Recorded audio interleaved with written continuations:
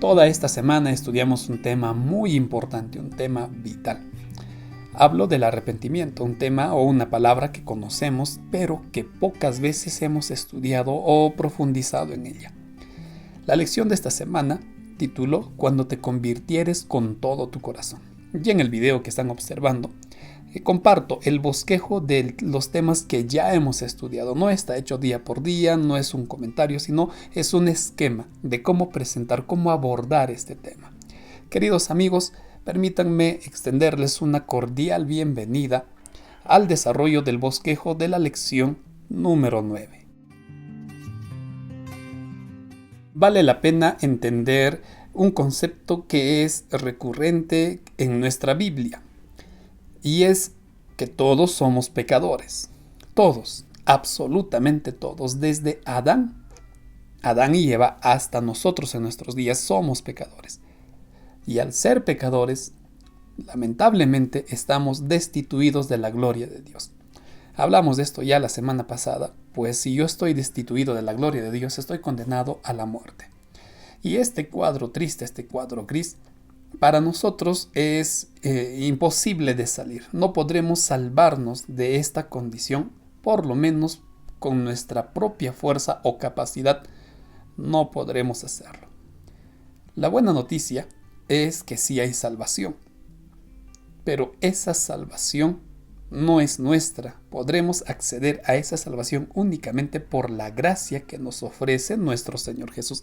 Ahí yo puedo alcanzar la salvación. Pero para alcanzar esa salvación, para recibir esa gracia, es necesario el arrepentimiento, algo que ya mencioné al inicio.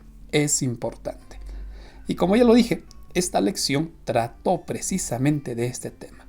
Para estudiar y comprender muy bien este concepto del arrepentimiento, vamos a trabajar con los objetivos de nuestra lección. Recuerden, cuando ya vamos a enseñar, no hagamos el estudio día por día.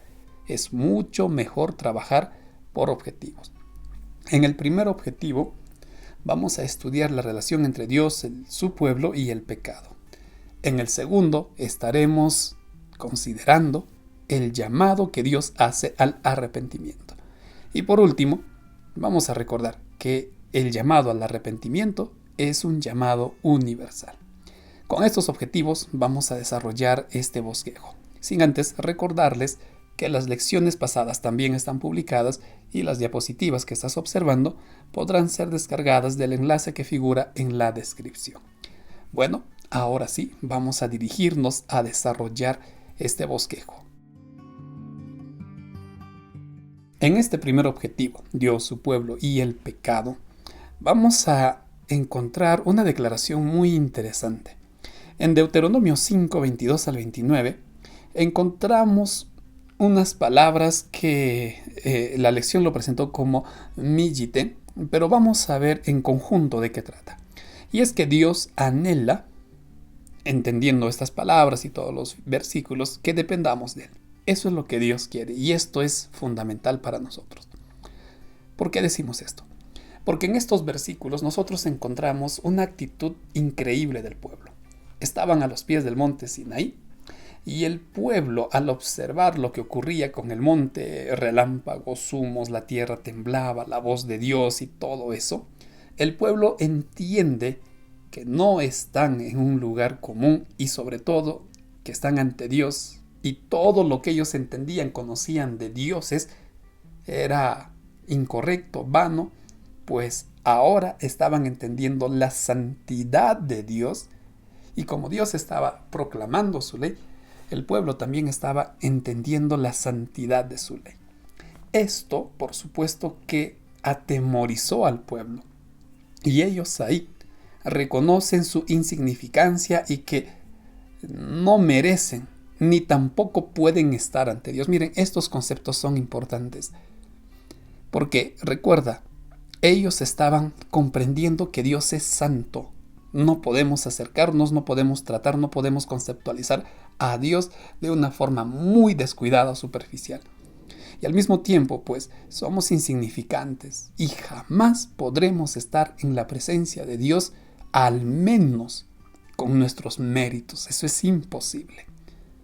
Por eso, el pueblo muestra respeto y reverencia, lo que Moisés escribe como temor. Y no solo muestra respeto, sino le dicen a Moisés, mira, nosotros no podremos estar ahí. Es un Dios tan santo, es un Dios tan especial, es un Dios sagrado, que no podemos. Y si nosotros permanecemos en su presencia, podemos morir. Y le piden a Moisés, por favor, tú sé el mediador. Esa actitud de humildad, de reconocimiento, esa actitud de reverencia es aceptada por Dios.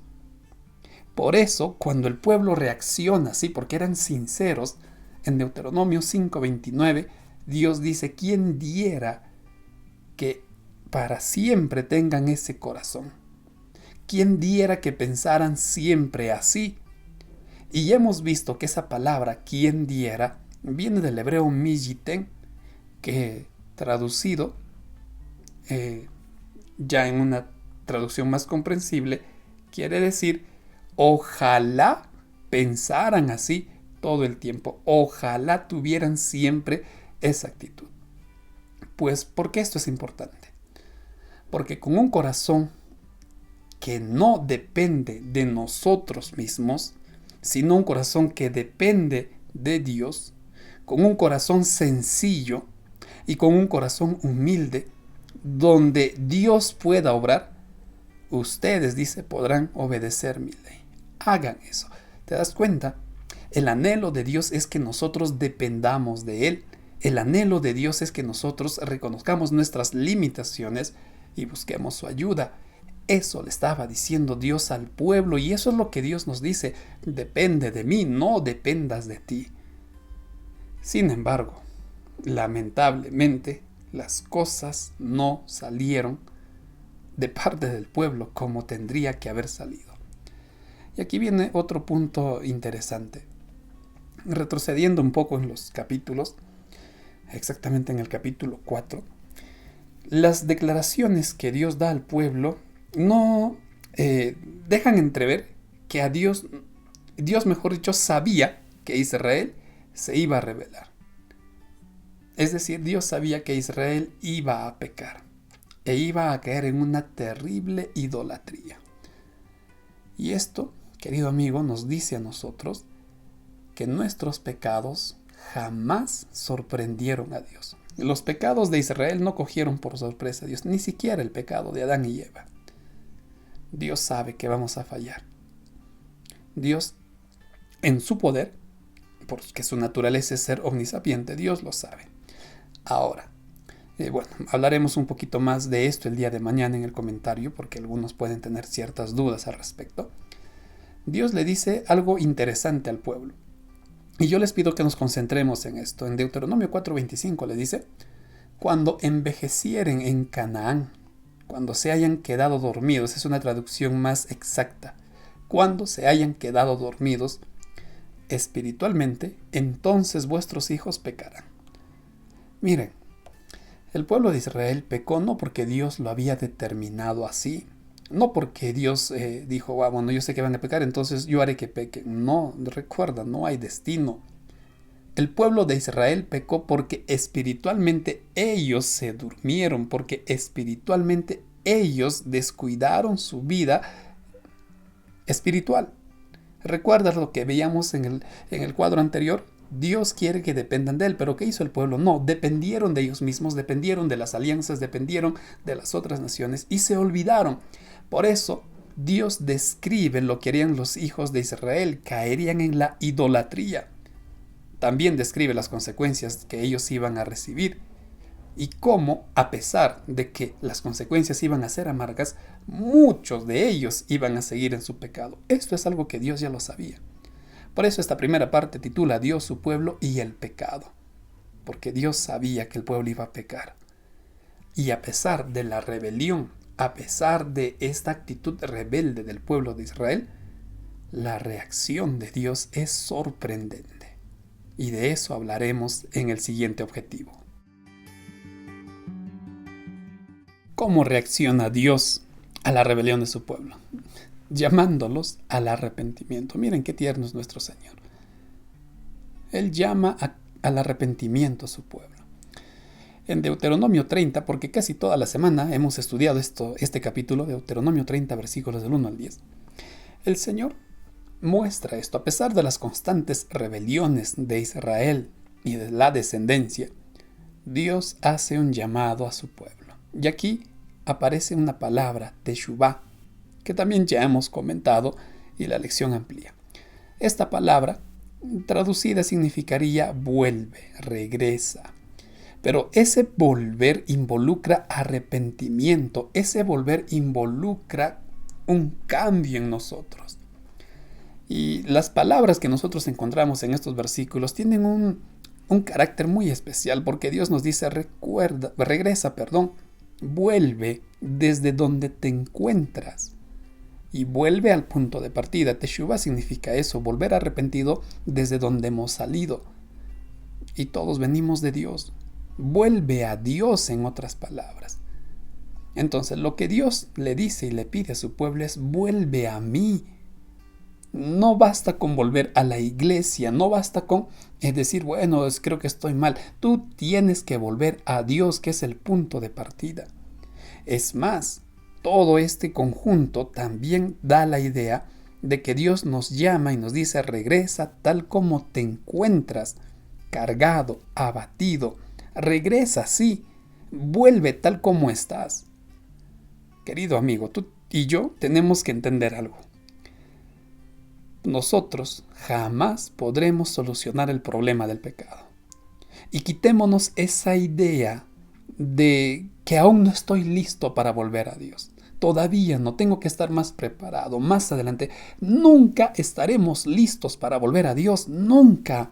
Y eso entendamos, nunca vamos a estar listos, porque hasta que Cristo vuelva, vamos a convivir con el pecado. Es más, cuando Cristo vuelva, será Él quien transforme nuestro cuerpo, no nosotros. Entonces, entiende, nunca estaremos listos para volver a nuestro Señor. Por eso Él nos dice: regresa tal como te encuentras. Ven tal así como estás, vuelve, que yo te voy a perdonar. Ahora, ¿qué involucra el arrepentimiento? Es decir, de nuestra parte, porque Dios nos está diciendo: vuelve así como estás, regresa. Pero de nuestra parte, ¿qué involucra el arrepentimiento?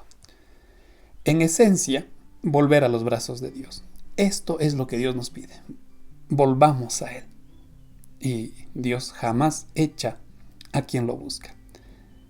Pero, de los textos estudiados, podemos resaltar estas características. El arrepentimiento involucra tomar una decisión, y esa decisión es la de volver. Si no tomamos esa decisión, vamos a seguir en lo mismo.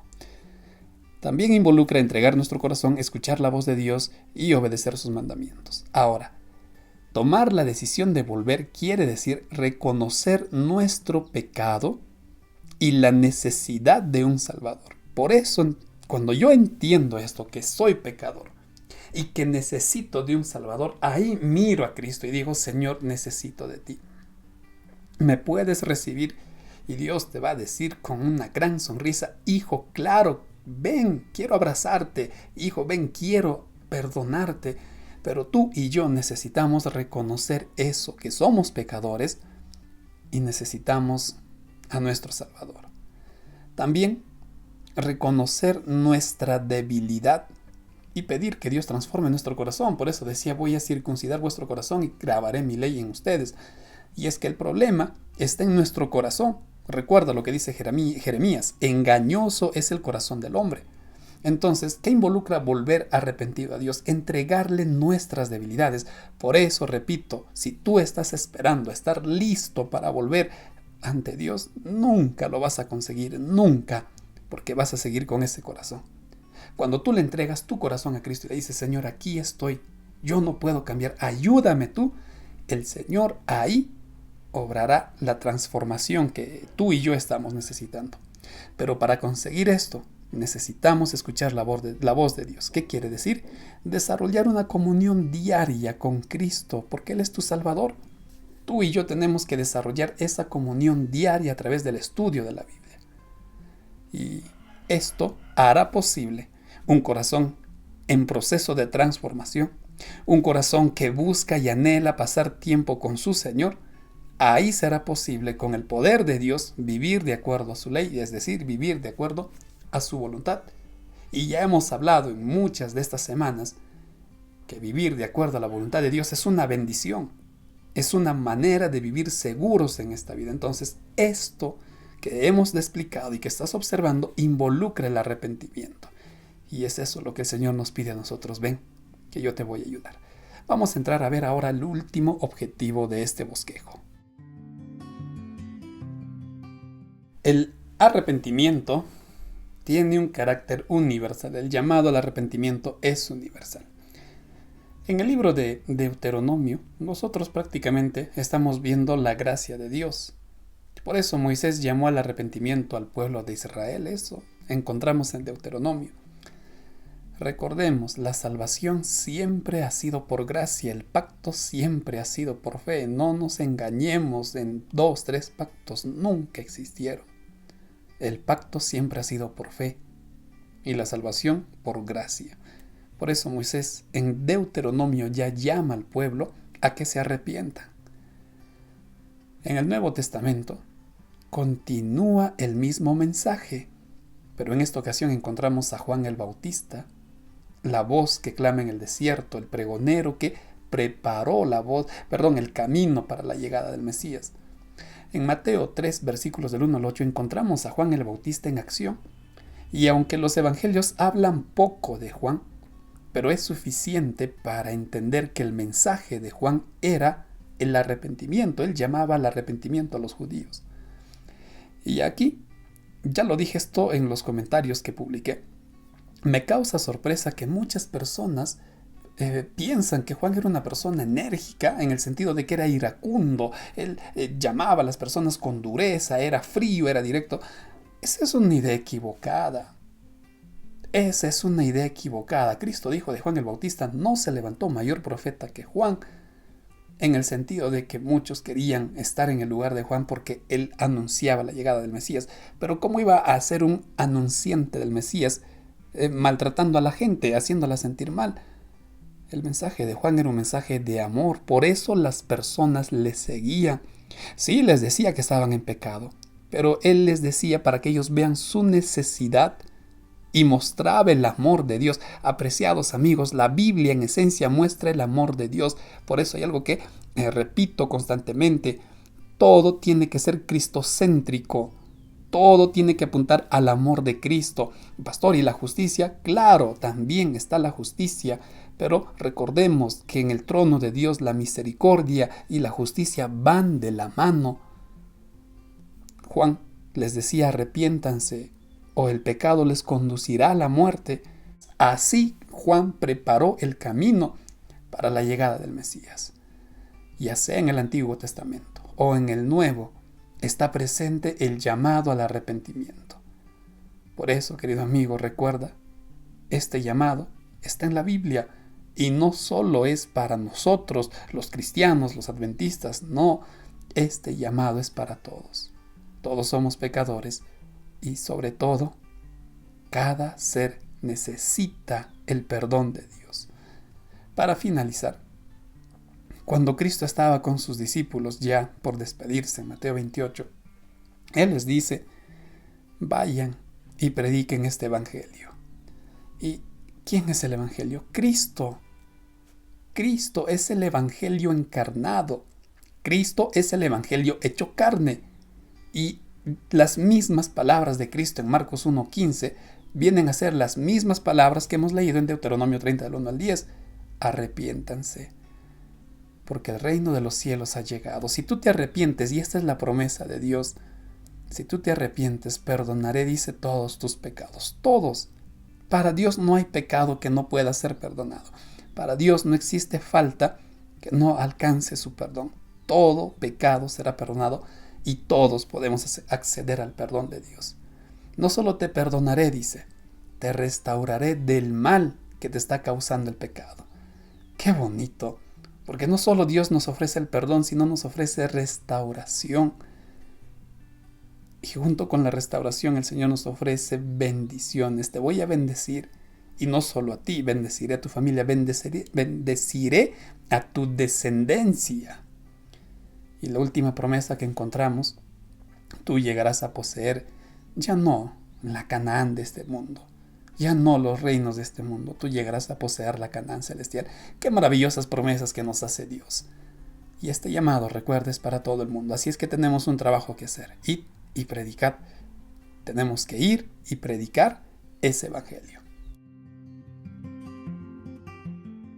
Y entrando ya a la parte final de nuestro bosquejo, vamos a resumir lo que hemos aprendido de esta lección. Número 1. Tenemos que aprender a ser dependientes de Dios. Esta es la base del pacto, esta es la base de nuestra salvación. El depender de Dios. Vamos a pecar, recuerda, pero mientras estemos en este mundo hagamos caso al llamado que Dios hace, de arrepentirnos. Y por supuesto, llevemos a otros este evangelio, el mensaje de salvación. ¿Qué tenemos que hacer con lo que hemos estudiado esta semana? En oración, pidamos que el Señor nos ayude a recordar nuestras faltas y arreglemos cuentas con Él. Venid, dice Isaías, estemos a cuenta. Recuerda, nuestro Señor es fiel y justo para perdonar nuestros pecados. Luego, comparte este mensaje con aquellos que aún no recibieron el perdón de Dios. Y por supuesto, ¿recordarás que hay que depender de Él? Pues te animo a seguir estudiando esta lección. El siguiente tema que estudiaremos se titula Acuérdate, no te olvides. De esta manera estamos finalizando un nuevo bosquejo. Muchas gracias porque nos has acompañado nuevamente. Por mi parte, me despido con el deseo de encontrarnos en una nueva oportunidad y por supuesto deseándote muchas bendiciones.